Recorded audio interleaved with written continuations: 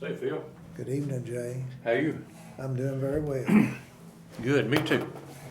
Beautiful day today, not too hot. It's been hot. Hmm? It's been hot. Yes, it has been hot, but not today, maybe it wasn't too bad. Better day to start school, wasn't it? Yes, Jay, did you ever feel like that you had your life set out before you? You were supposed to follow along and do a certain thing with your life. based on your family or your position, yeah, probably have. Your, Standing or whatever. I guess, the cultural Yeah, expectations Yeah. that of you, what you were meant to do. I guess a lot of us do that. Get caught up in that. but what happens? Most time we Well, get sidetracked, don't We'll we? get sidetracked or we'll find that we like something better, Yeah, that's right. and you just never know. But then again, some people, are forced into it. Yeah, yeah. I had a boss that I don't think he was ever meant to do what he did. And, he felt like he was forced into the organization, and he committed suicide at a young age. Yeah, Because he couldn't meet the expectations. right, Of, yeah. And I don't know that society ever intends for that to happen, but your culture, your families, a lot of times Mhm. are very dogmatic in what they think you ought to do, to the point of being sure you do it. Yeah. Yeah, yeah. Look at the Mannings Yeah. playing football. There was Archie. He was on the Saints, and they hardly ever won. I don't know. They might have gotten the playoffs one time with Archie, Yeah, and then the boys have been more successful than the daddy. Each of them winning 2 Super Bowls. yeah. But it's not often that happens. And then there was Cooper. He had a spinal condition that he couldn't play football Yeah. after his high school. Found that out in high school. He had to stop playing football. At some point in time, he was considered to be the best one of them, wasn't he, at one point in time? Well, before it's they- debatable. He was Yeah. a wide receiver. Okay, I remember seeing film clips of him when he was a wide receiver, and a good one. Yeah. He was a good one. They're just good athletes. But today we're going to look at not letting cultural expectations define our roles. Rather, giving God the praise for everything that He deserves, and then instead of doing what culture expects you to do what God what God expects wants you you to to do. do, yeah. And we're going to look at a fella named Jonathan. Mhm. Last week we talked about David, and this is David's friend Jonathan. And we actually go back a little bit, and we're going to be looking in 1 Samuel, and we're going to go to 18:1 through 4 Mhm. to get started. Jonathan knew his role, and he carried out his responsibilities to the best of his ability. His daddy had flipped his lid. Yeah. He was crazy. Yeah. And David was his friend. Mm-hmm. And he automatically knew that David had God on his side. Yeah. Let's look at it. Yeah, we're looking at First first, Samuel. yeah, 1 Samuel 18:1 through 4. And as you said, this is not too long after David had killed Goliath. And because that first sentence or first verse says, when David finished speaking with Saul, that was about David's defeat of Goliath. Right. And when Saul sent for David to come in and talk to him, have an audience with him, the story is that David carried Goliath's head in with him. He said, "Here he is, right here. He's dead, and I got him."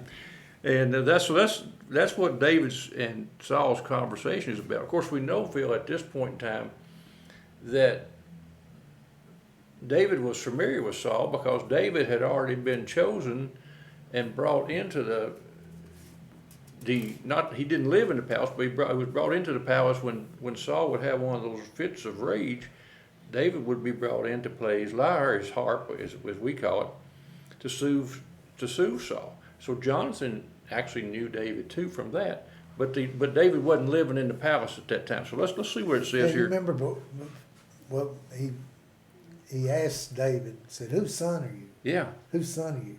Now he already knew He he already was knew going to be that. Jesse's son. Yes, he already knew that. And he said Jesse's. I think there he was holding the giant's head, Yeah. and people jumping Yeah. up and down. And Do you think maybe Saul had forgot? See, what I thought when I was coming down here tonight, sometimes when we are talking to someone who is in a high position, sometimes we feel like they're not listening to a word we say.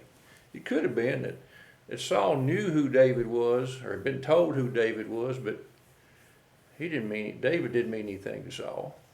And maybe Saul's mind had got him to the point where he didn't really recognize David, but he knew David before that. You're exactly right. yeah, I mean, David had been playing the lyre. Lyre for him. And, soothe. and that when he played that, the evil spirit would flee from him, and Yeah. he could settle down. But I'm not sure that Saul just was thought so highly of himself maybe that he didn't even pay attention to who the people were that were brought in front of him. Possibly. Sometimes we have bosses that we go on to talk to them about a problem we're having. When you leave, you say, they didn't pay attention to me at all. They didn't care what my problem is.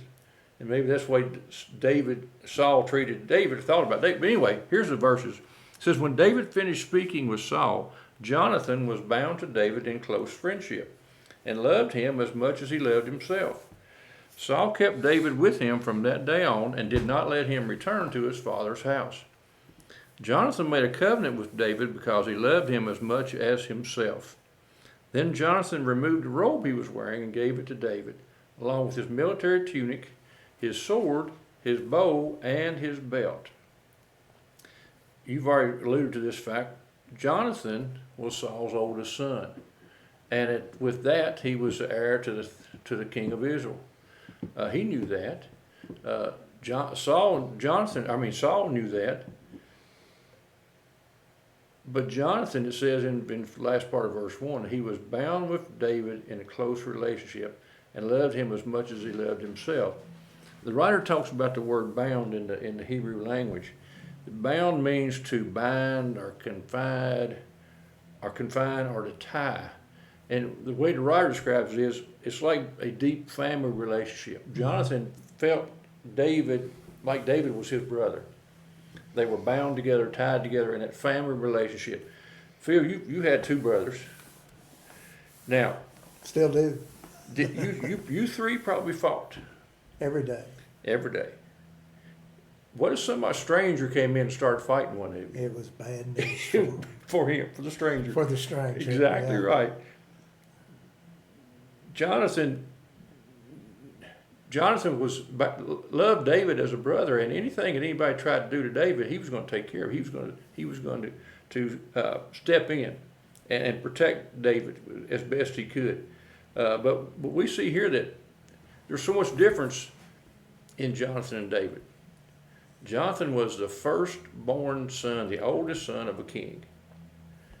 Who was David? David, the youngest son of a shepherd. Mm-hmm. And what kind of standing did shepherds have in that day and time? Lowest of the low, lowest of the low. The highest of the high. But yet, Jonathan felt like they were brothers. And he said he loved him as he loved himself. He made a covenant with David because he loved him as much as himself. Now, when they made a covenant back in those days, when they made an agreement between two parties, what they would do was they would state the terms of the covenant. And we don't know exactly what it said, but the writer seems to think it talked about they pledged their friendship and their loyalty to one another. And if you see the rest of their life, you'll see that that's exactly what happened. Both of them were loyal to each other, and both of them were friends of each other. But once you pledge that, an animal would be sacrificed. The animal would then be cut in half, laid out to the side, and the parties would walk through between those two halves of the animal. and supposedly, in doing that, if either one of the two parties broke that covenant, that's what would happen to them. They would be killed and quartered and cut in two. So it was very important that they keep this covenant they made. And it was to be loyal and be friends for life. Now, Jonathan, as we said, was the heir to the throne. There were several things that indicated who Jonathan was. One of them was his robe. It was a king's son's robe. It wasn't just a regular robe. It was the highest robe in the country, except for the king's himself. Also, his military guard or garb or whatever, his tunic, his sword, his bow, and his belt. He, as a show of respect to David, gave him all those things. What he was doing with that, Phil, he was saying, I realize I'm not going to be the next king. I realize you are in line to be the next king. And I want you to have these as a show of my support for you. How did Jonathan know that? Well, I mean, that was what was expected. That's the normal line of ascension. Right, but how did he expect, why did he think that David was going to be next? Because he knew of Saul had told him that as long as David was living on earth, he was a threat to his throne. Right. And he knew it was going to be what the prophet had said, that it would be one. You think he knew what Solomon had said? You think that that's I don't know if Jonathan Saul, knew? the Bible doesn't tell us. It doesn't tell us that he did or not. If Saul shared that with Jonathan, Right. but he did share that he was in danger of losing his legacy. Because of If his... David, because of David, so it would Yeah. stand to reason that as he thought that out, well, then David must be the anointed one. But we see in other places the reason why probably that tied it all together. Jonathan, I think it says in 2 or 3 places, it doesn't say it here, that he knew that David was God's chosen man. He could tell by David's reaction, by David's actions in facing Goliath, which nobody in the army would do, their generals or their commanders, whatever, nobody would do it. Well, let's listen. Jonathan's the commander of a third of the army Yes, already, yes, and some 3,000 men. yeah, And he's sitting out there, and for 40 days, Yes. this guy has come out and dared them out. yeah, And they've cowered among them rocks yes, and hid from them and wouldn't go out to fight 'em. right. Don't you imagine that he was just a little bit embarrassed and ashamed and afraid? Well, he didn't let that come between him and David, But he had already proven himself a leader yes, and had attained his position and had gained respect of his soldiers in the army and those around as possible being king one day. yeah. I don't know. That's I think you're right about that. But I also think David's actions. Jonathan was a godly man. You could tell Jonathan's a godly man by the steps he took. You could tell Saul we know Saul had told God, I don't need you anymore. I can live my own life. But Jonathan never did that. Jonathan was a godly man, and he could see through David's actions that David was a godly man. He knew that David was being led by God. He knew that David couldn't have killed a giant unless God was on his side, right? And he realized he wasn't going to be the next king, even if he wanted to, that David was God's chosen man. And he said that he did that, he showed him that by giving him this tunic, this sword, this belt, and his bow. He didn't let culture, by all rights, Jonathan's next job was going to be king of Israel by culture. He was Yeah. the number one in line for the king. But Jonathan saw, the writer says Jonathan saw that God's hand was on David's life, and he was willing to let his friend become the leader of Israel and him not to be there. So Jonathan steps aside and says, okay, David, you're going to be the one that leads. Now, there's some question about whether or not this was a homosexual relationship. There's been people talked about that for years, about how can two men be that close together and not be in that kind of relationship. But the writer talks about the word bound, which is what they used in this covenant, is a different word than it would have been if it was a sexual relationship. It would have been something like he knew David, which is what they do when a couple gets married. They know each other. So there's no truth to that, Phil. We know that, and we know that David writes in his writings later on about the evils of homosexuality in some of his psalms that he writes. Yeah. So that wasn't true. That's just somebody that's trying to stir up something about the Bible that's not true. Yeah. Yeah. But we see this is early on in his career, in David's history, and Jonathan already can see that David's going to be the next king, and he's going to do everything he can to make that possible. And he symbolized that when he gave him his tunic and coat and Yeah. bow and arrow and Saul knew that too, didn't he? huh? Saul could tell that too, but Yes. he knew the had to feelings. be. He knew the feelings that Jonathan had for David. And some people say, well, you keep your friends close and your enemies closer. Yeah. I think Saul looked at David as an enemy. Yeah. Oh yes. Yes. And that was his reason for not letting him go back to Jesse. Yeah. Yeah. He killed this giant and brought that great victory from the Philistines, and Saul honored and praised this young soldier just like everybody else. Mhm. But in the end, what did he say? Yeah. He didn't want to hear it. I'm going to kill you. I want to kill you. Here over in 1 Samuel 19, 1 through 4, we see it becoming public. What he had thought in private, and we talked about that last week. What you think in private,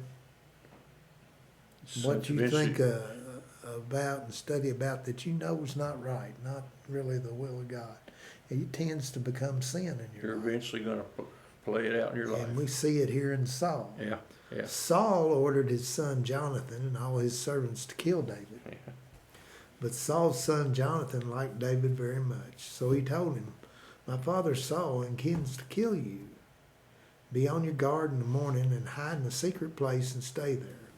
I'll go out and stand beside my father in the field where you are and talk to him about you.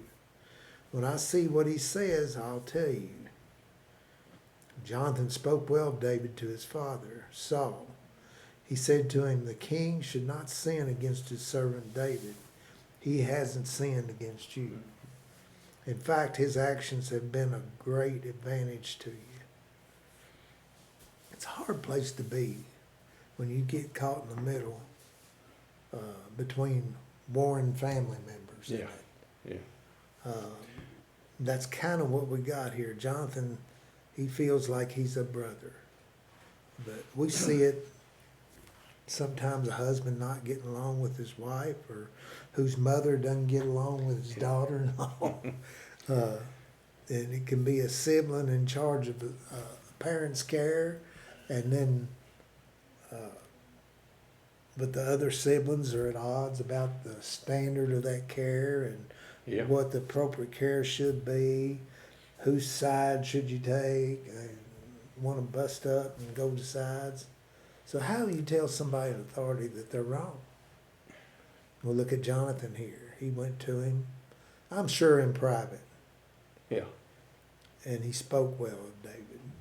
It was probably something that they did about every morning, because they actually knew where to go. David knew where to go, and where Saul and Jonathan probably took a walk every morning, early in the morning. Yeah. Wherever it was, it really didn't say here, but they met up. how do you referee between factions like that? Well, Jonathan took a big risk, didn't he? He did. Because, I don't think that he thought his dad would harm him. well, the history is full of kings who killed all their sons.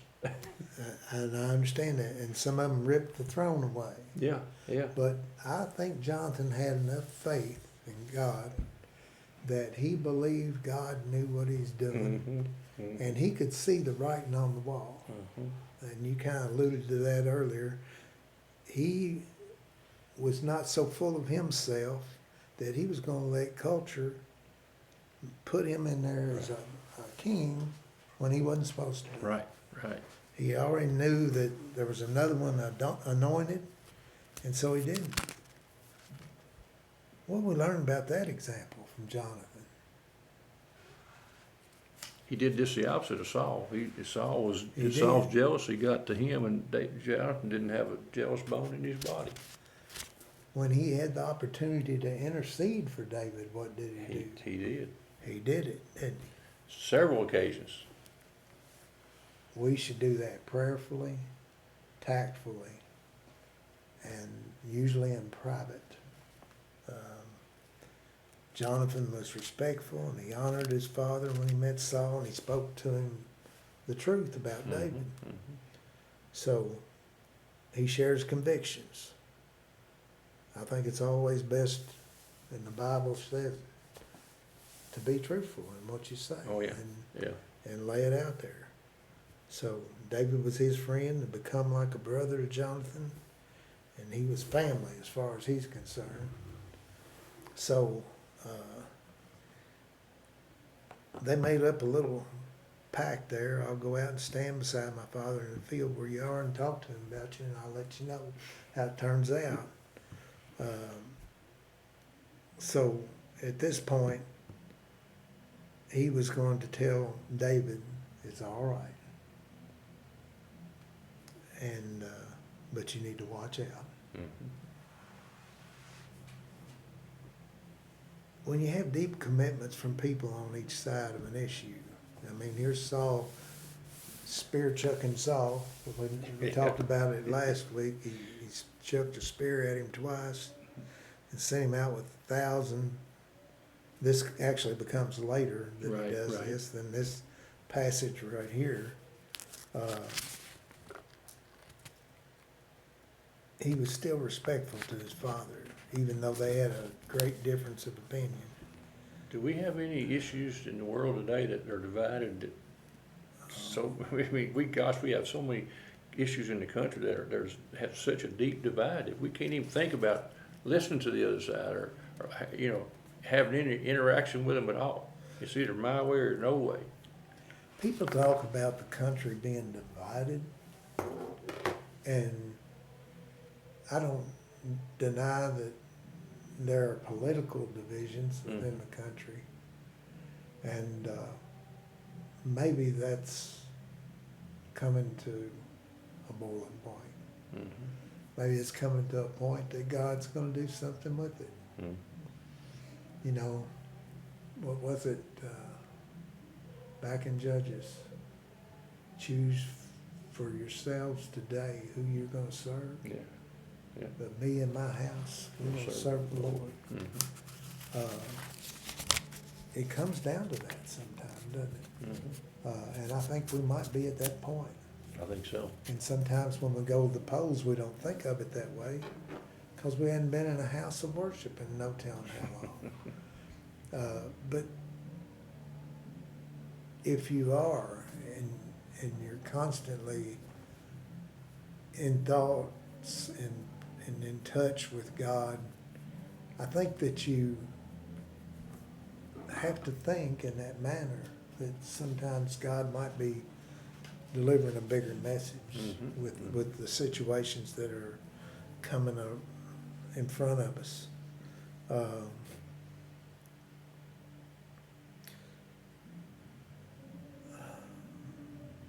David was faithful to Saul in spite of his opposition to him.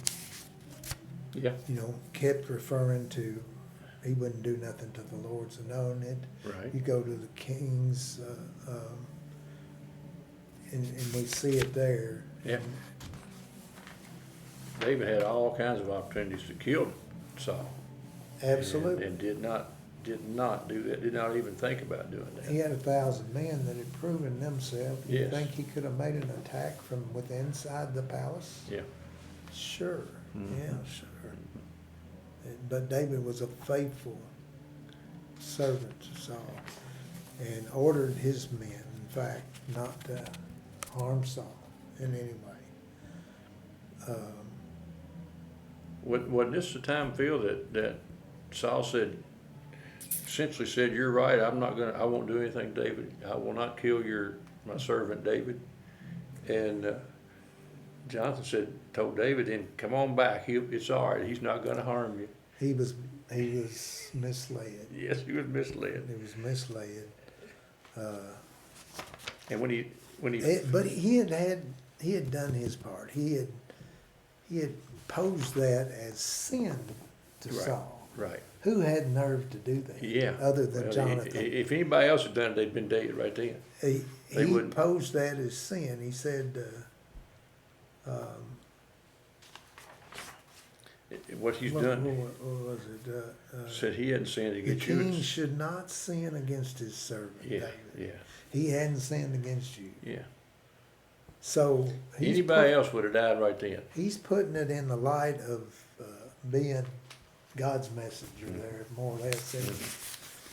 And don't do it, Dad. Yeah. And David returned to the service of King Saul. But sadly, it's short-lived. Didn't last very long. We should see our roles as in God's perspective. You know, Jonathan spoke well of David. He had the facts on his side. He had the facts of how he was successful. He was anointed. And it would be a sin to kill this man. And to have the nerve to stand in there in spite of the cultural expectations. Nobody in culture would expect him to stand up to his father, even No. in private. No. And the next verses we see is short-lived. Yeah. Time's passed since this, and Saul, once again, as you said, wasn't long before he was chasing David again, and finally he got to chasing him around the country.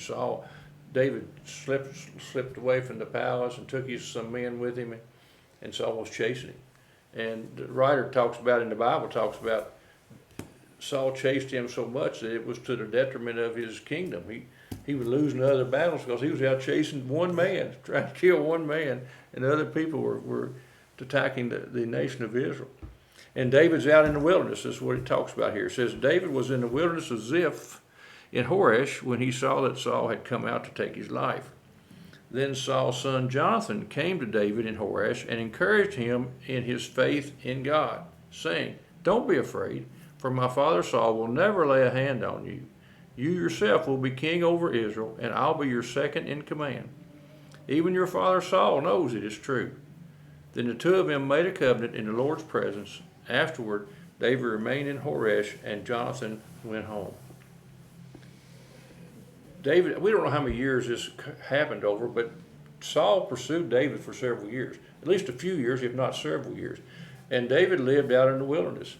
You remember that David would take his men and he would provide protection for other small towns and so forth, and then they would feed him because of what he could provide them protection. David never took his men out and attacked someone. He provided protection for people, and that's how he was able to feed his men. But David's out in the wilderness, and he has spies out everywhere, Phil, on the mountaintops and hilltops, and watching for Saul, and he sees Saul coming. And Jonathan, of course, knows that Saul's out after him again, so Jonathan goes by himself, which it's easier for him to get around, and he finds David himself. Where Saul couldn't, Jonathan did. And I like what the verse 16 says, that he came to David and encouraged him in his faith in God. He was saying, David, you know what God said. God has anointed you as a king. Saul is not going to lay a hand on you. Don't be afraid. Saul might try to lay a hand on you, but God's not going to let him. God's going to be with you. God's been with you ever since you were a shepherd boy, and he's still with you today. Nothing has changed. And he says even Saul knows that you're going to be king sometime. And they made another covenant.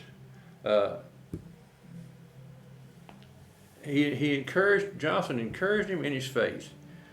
I think he came out there to comfort David, because David had been living in the wilderness for years. You know, and talk about that too. Jonathan had a spear thrown at him by Saul Yes, by he this had. time. Yes, he had. And David had just had another one flung at him from Right. Saul. Yeah. So they're meeting together. I'm glad he's 0 for 4. Yeah, that's right. That's right. And- I'm glad his eyesight's gotten bad. Yeah. We're glad he's not flinging them spears very good. Yeah, that's right. But Jonathan encouraged, said, don't be afraid. He said, even though we know what lengths Saul's going to go to, and we know that Saul was going to great lengths because David had befriended a town. I forget what the name of the town is. Nob. Nob, yes. Yeah, N-O-B. It's Nob or Nob. Yeah, he had befriended those people, and there was a lot of some priests that were there, and they had, when Saul came in looking for him, they kind of hid David, or said, David, you get out of here, and we're going to tell you went this way when you really go that way. And Saul killed every one of them. Yeah, 85 priests. Yeah, the In priests that one town. killed them all because he knew that they were. Plus the women, plus the children. Yes, No yes. telling how many people Yeah, were killed yeah, there. yeah. So Trying to find David. David knew that Saul would go to any length, but David said, but John says, don't be afraid. Saul's never going to lay a hand on you because God is on your side. Well, isn't that great to know that when God's on our side and we're doing it, we're in His will, that not because of what we're doing, but because of what God's doing and wants to do through us, we're going to be successful. Yeah. And sometimes it might be a long time before it happens. And David waited a long time to become king of Israel. Yeah. And But- you know he stayed there. So, and Horesh in the wilderness. Yeah, he didn't go back. He didn't. He was, well, we'll talk about that in just a Yeah. minute. But and he said they made another covenant.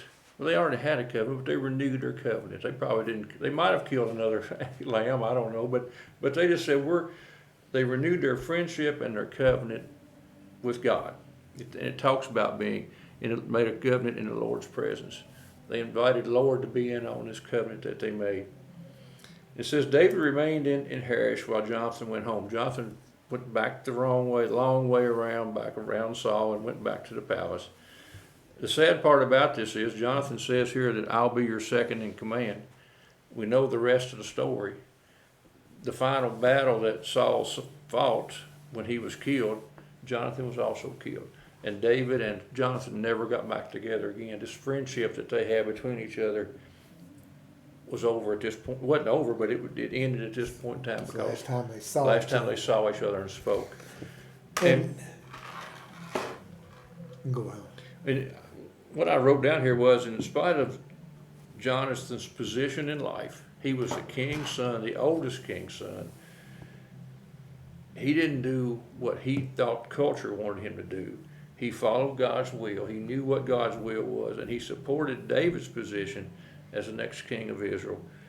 The jealousy that Saul had in his heart against David and for David didn't bother Jonathan at all. Jonathan did not have any jealousy toward David. He was willing and more than willing, and actually showed everybody that he was willing to give his kingdom up because of who David was and because of who David had on his side. He knew that God was on David's side and it was God's will. He would do whatever he had to in order to make that sure that happened. In fact, including befriending David and keeping David informed of what Saul was doing. Yeah. So don't let what we think we're supposed to do, cultural expectations. I was supposed to be a farmer, Phil. My dad was lived on a farm, raised on a farm. I was supposed to be a farmer. I wasn't supposed to be a farmer. Took me a few years to figure that out, but I wasn't. We see that all times in our lives. What we think we're supposed to be doing in one path, and next thing you know, God's got us turned around and doing something else. And you know, as I read this study, our parents push us to be number one, right? True. They don't push us to be second in No, command. no, that's right. Or number two. Mm-hmm. And it doesn't mean that you have to be number one. No. When God's got somebody in front of you, it's okay to be number two. We recognize what God's plan is and get in line with that. Yeah. You know, Jonathan never got to, but because he's killed in battle. So Yeah. what do we do with this, Jay? Mm-hmm. Leadership is a lonely place. Can be. It often is. Mm-hmm. And especially when you're going it alone or feel like you're going it Feel alone. like you're going on it. Most of the time you aren't, but you feel like it sometimes. You know, and our church leaders a lot of times feel that way. Mm-hmm. Our pastors feel that way. Mm-hmm. We should pray for them. We should offer assistance. Maybe we got a scripture verse we can share with them. Mm-hmm. It'll be a encouragement. Yeah, like Jonathan did David Yeah. there. Yeah. And you know, if you don't know what God's will for your life is, figure it out. Jonathan figured it out. Yeah. He was to be number two, and it wasn't a big thing to him. The big goal of his life was to honor God Yes. and praise God, have faith in God and his actions. And he didn't get that through some angel coming down and visiting him. He got that through prayer and the Holy Spirit, I think, Mm-hmm. seeing that in David manifested there, Mm-hmm. cleared it. He got clarity from God. And I really think he got it in watching David's actions. David, at this point in time in his life, David had done nothing to indicate that he was not a man after God's own heart. Right. He at that point in time, he had not had his affair yet, and I'm sure he'd sinned and there were things like that. Yes, he had, but he hadn't done anything to dishonor God whatsoever at this point in time. We see here what Jonathan did too when he was pressed. He stood up for his Yeah. friend. Yeah. He stood up for him. Stand up for somebody that's right. It's never the wrong time to do the right thing. Mm-hmm. Stand up for those in the right. This scripture shows us that's the way we should act, and we should act upon it. And by acting, I don't mean sitting down and praying, although that's a part of it. Yeah. I mean action, taking action. If Jonathan had sat down and prayed, we don't know what would have been the outcome. But we know from him going to Saul this time, he got the spear thrown at him. Yeah. So there was no doubt that Saul was out after blood and guts. Yeah. You know, David was on the outs. Yeah. But don't be afraid to take a public stand on a friend's behalf. Right. Very good lesson. Good study. Yes. I Yeah. love this. I love next week's. Haman. Maybe one of my favorite stories in the Bible. Esther. Esther. The story of Esther and Haman. Yeah. There's a good little,